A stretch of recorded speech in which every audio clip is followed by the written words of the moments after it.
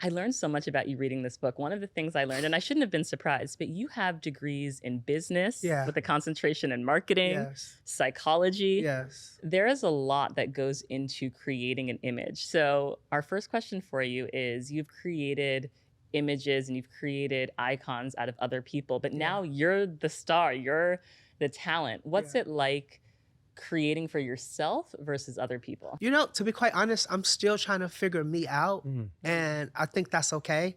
I think one of the things I talk about in the book is not being afraid to start over. Mm, And for me, walking away or partially walking away, as the people like to say, from like this huge career was just me trying to start over and figure something out because for so long I had been just of service to people. yes. Amen. Right? I think people forget that although our jobs include makeup and hair, we are in the service industry, right? Mhm. We are no different from the housekeeper or the nanny or the chef, right? It's Mhm. if they call, we come, and what I'm learning now is how to be of service to myself Ooh, Yes. and to take your be time of with that. service to people in a different way. And that's what sprouted the book. Because if I had so many of these women, these famous, beautiful, gorgeous women say that part of what they got from me is confidence, I wanted to take that, bottle it up, and Mhm. and give it to the everyday person. Yes. Yeah. Yes. You know what's wild is that being in this business, in this space, working behind the scenes, often talent or their publicists and the teams, they want you to know your place, Yeah. as like, as we talk about, we all are servants. I remember Yeah. Sam Fine told me that a long time ago.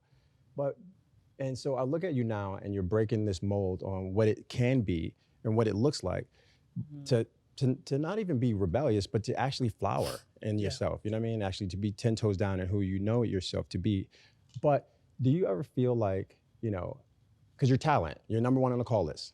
And so is it ever difficult, or do you ever hear like the people thinking, why does he think he's a celebrity? Or why does this publicist feel like they need to address you as talent as well? Yeah. And I think that you're kind of revolutionizing the way we look Yeah. at talent. Yeah. Mhm. I think it's a lot of people with there have been some stories written about me to that point. But everything that's happening to me is a product and a byproduct, I should say, of the work. Mm. Mm. Right? Yes. I never set out, I never set out to become this. I knew that I wanted an exit strategy when I got into the industry. Yeah. But all my successes outside of styling is just byproducts of the work. Yeah. And even when I'm on the carpet with Zendaya and we're taking pictures together, that's because she invited me into that space. Amen. Yeah. You know, when I first got in, and probably you too, you didn't take pictures with your clients. No, You didn't, that was a no-no. Right. You didn't do that. You were definitely behind the scenes, almost unknown. Seen and not heard. And when that started to happen, I was invited by her into that space. She used to reach her hand out and come take a picture with me. Mm. Yeah. And I do think that a lot of people find who I am now, they have a little bit of resentfulness Yeah. Mhm. Right. to that. But yeah, I mean, I just, again, I didn't want to carry garment bags and Ooh. go to a million fitness Yeah. every day forever. And so I even look at how, the relationships matter and they mean so much. So when I think about relationships, I read in the book how Celine, she was on set and you saw something that wasn't going right. And Mhm. she gave you more agency on that set to completely pull forward, Yeah. and hold space for yourself. Mhm. And so often you still have to battle the teams, if you will, Yeah, without the yeah. support of of talent.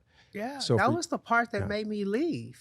Yeah. The gatekeepers, and people don't understand when you walk into a room with a client, you're walking into that room with 100 decision makers or Right. what they think they are. Mhm. You know what I mean? It's the agent, the manager, the publicist, the husband, the wife, sometimes the dog, the daughter. It's all That's these real talk. things, and you have to go in and you almost have to prove yourself to everyone. Mm. And for me, I felt like I had done all these things and broke all these glass ceilings and opened all these doors, and it would still be that one person on somebody's team that, would say, well, I don't like the way he did that, or I don't like that For the outfit, sake of. and it's just so tough.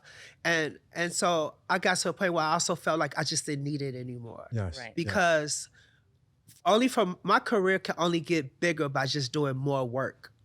And I didn't want to do more work. Yeah. You know what I mean? Yeah. It's like Yeah. like there's nowhere else to go.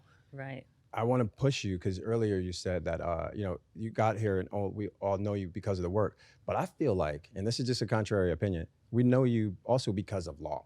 Like, like there are a lot of stylists, Yeah. there are a lot of makeup artists, but it takes someone that's been forged, as I read the book, I didn't know so much about your childhood and coming up, and you've always been law. Yeah.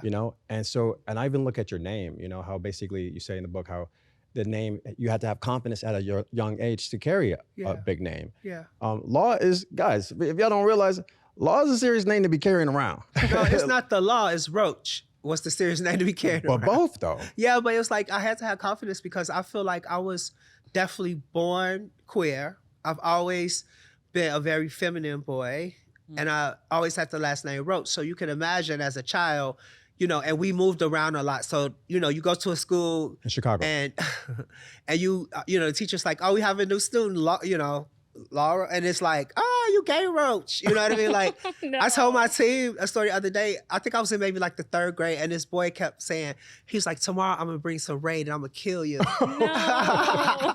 And I was so Terrible. scared. But, the things that could have broken me, Yes. Being gay Come on. very early on, Yes. having a last name Roach my entire life, those things could have really broken me, right? But instead they made me stronger because what my grandfather used to say is that nobody will ever forget your name. Yes.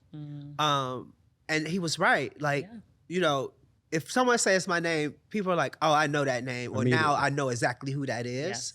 Yes. It's kind of like your name, sir, and so it's like the things that I thought were difficult for me actually We're the best thing. were powerful. Amen. They were really powerful that God put me in this body and made me the way I am, Yes. and that I inherited that last name. I love that. I want to hear more about your confidence and self-love journey. Yeah. Do you feel like you are 100% there yet in terms of self-love, and how have you been able to get there? Yeah.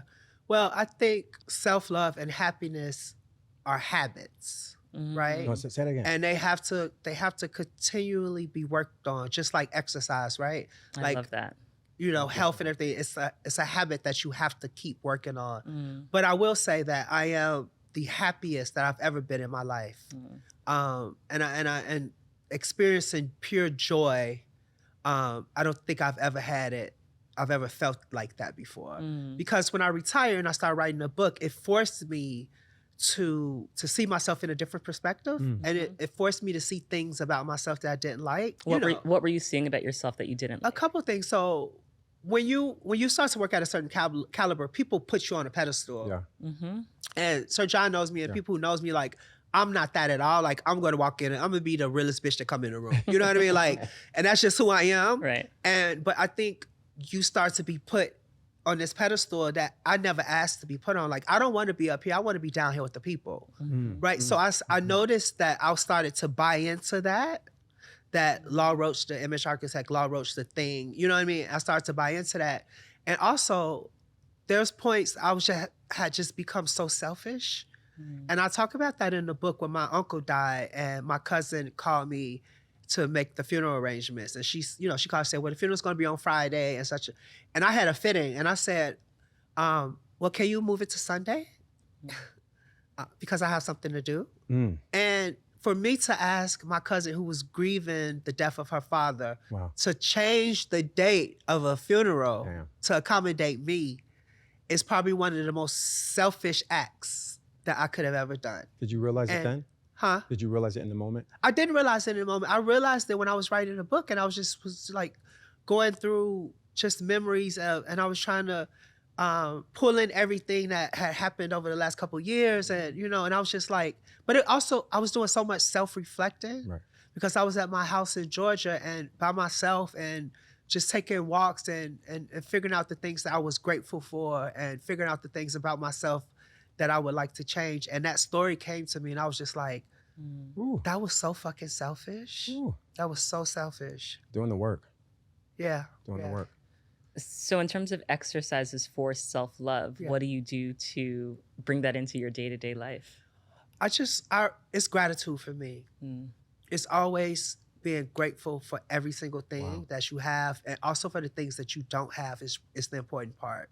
Mm. Um, Being grateful for the opportunities that you didn't get, because what that is just for me, that's the universe just moving things out of the way. Mhm. And I think Oprah said that too in an interview. And just being able to be grateful for that and saying that wasn't for me, Right. you know. And just, you know, I've had some struggles with my weight over the last year, and just being patient, like, you know what, it's fine.